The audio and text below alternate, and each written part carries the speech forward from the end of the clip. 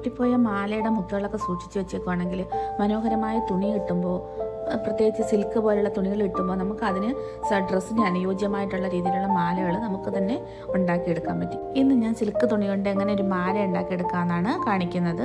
ആദ്യം നമുക്ക് പൊട്ടിയ മാലയിൽ നിന്ന് കുറച്ച് മുത്തുകൾ എടുക്കണം. എന്നിട്ട് മുത്തിൻ്റെ അളവ് നമുക്ക് കണ്ടുപിടിക്കണം. അതിനെ നമ്മൾ ആദ്യം ഒരു പേപ്പർ എടുത്തിട്ട് അതിനെ ഒന്ന് ചുറ്റളവെടുത്ത് നോക്കണം. അപ്പോൾ കിട്ടുന്ന ചുറ്റളവിൽ നിന്നിൻ്റെ കൂട്ടത്തിൽ ഒരു 1/4 ഇഞ്ച് നമുക്ക് തയ്യൽ തുമ്പിന് വേണ്ടിയിട്ട് ആഡ് ചെയ്ത് ഇതുപോലെ വീഡിയോയിൽ കാണുന്നത് പോലെ ക്രോസ് ആയിട്ട് വേണം വെട്ടിയെടുക്കാൻ.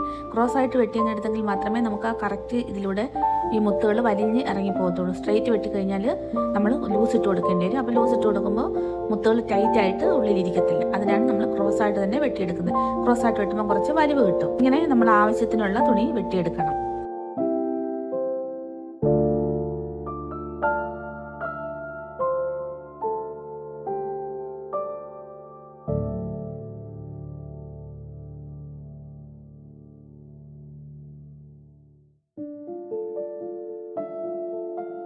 അപ്പോൾ നമ്മളിതെല്ലാം കൂടെ ഒന്ന് യോജിപ്പിച്ചുകൊണ്ട് വന്നിട്ടുണ്ട്. ഇനി നമ്മൾ തയ്യൽ തുമ്പിന് എത്രയാണോ ഇട്ടുന്നത് അതനുസരിച്ചിട്ട് ഒന്ന് അടിച്ചെടുക്കാം.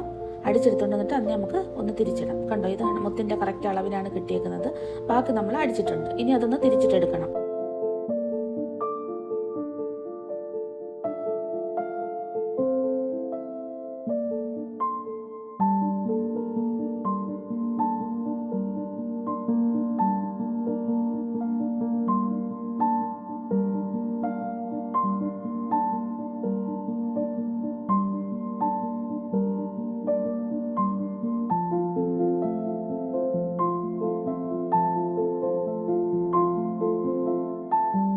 തിരിച്ചിട്ടതിന് ശേഷം നമുക്ക് അതിനകത്തേക്ക് മുത്തുകൾ ഇട്ട് കൊടുക്കാം. ഇങ്ങനെ അടുപ്പിച്ചടുപ്പിച്ച് മുത്തുകൾ ഇട്ട് കൊടുത്തതിന് ശേഷം ഇടയ്ക്ക് നൂല് കൊണ്ട് സിൽക്കിൻ്റെ തന്നെ ത്രെഡ് കൊണ്ട് കെട്ടിയും അല്ലെങ്കിൽ ഗോൾഡ് കളറിലെ ജെറി ത്രെഡ് കൊണ്ട് വേണമെങ്കിൽ കെട്ടിയിട്ട് നമുക്ക് ഇതുണ്ടാക്കാം. പക്ഷേ ഇപ്പം ഞാനിവിടെ ഇങ്ങനെ ചെറിയ കെട്ടിട്ടാണ് ഉണ്ടാക്കുന്നത്. അതായത് ഒരു മുത്ത് കോർത്തിട്ട് ഒരു ചെറിയ കെട്ടിട്ട് കൊടുത്തിട്ട് വീണ്ടും ഒരു മുത്ത് അകത്തിട്ട് കൊടുത്ത് അതിനകത്തൊരു ചെറിയ കെട്ടിട്ട് കൊടുത്ത് അങ്ങനെയാണ് ഞാനിപ്പോൾ ഇവിടെ ഉണ്ടാക്കിയെടുക്കുന്നത്.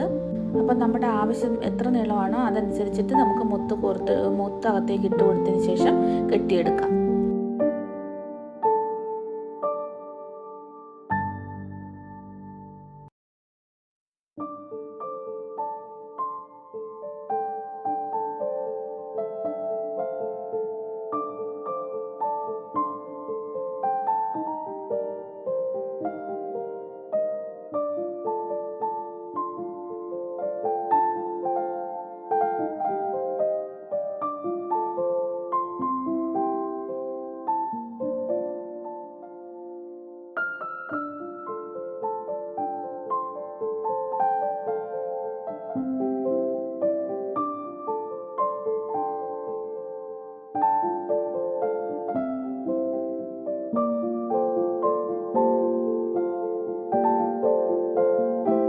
അപ്പോൾ ഇത്രയും നീളത്തിൽ ഞാൻ കൊലുത്തെടുത്തിട്ടുണ്ട്. ഇനി ഈ ബാലൻസ് വന്ന തുണിയിൽ ഇതിനെ കുറച്ച് ഭാഗം അകത്തേക്ക് മടക്കി വെക്കണം. അതിനുശേഷം ഇതുപോലെ തന്നെ ഒരു വള്ളി ഉണ്ടാക്കി കൊണ്ടുവന്നിട്ട് ആ വള്ളിയെ കണ്ടോ ഇതുപോലെ അകത്തേക്ക് കയറ്റി വെച്ചതിന് ശേഷം സൂചി കൊണ്ട് അകത്തുനിന്ന് തന്നെ സ്റ്റിച്ചിട്ട് കൊടുക്കണം. അതായത് സ്റ്റിച്ച് പുറത്ത് കാണാൻ പാടില്ല. ആ രീതിയിൽ നമ്മൾ അകത്ത് തന്നെ സ്റ്റിച്ചിട്ട് കൊടുക്കണം. അതായത് കഴുത്തിൽ നിന്ന് ഇടാനും ഊരാനും പാകത്തിന് വള്ളി അറ്റാച്ച് ചെയ്തിട്ട് നമുക്ക് അത് അങ്ങനെ ചെയ്ത് കൊടുക്കാം. അപ്പോൾ നമ്മുടെ മാല ഫിനിഷ് ആവും.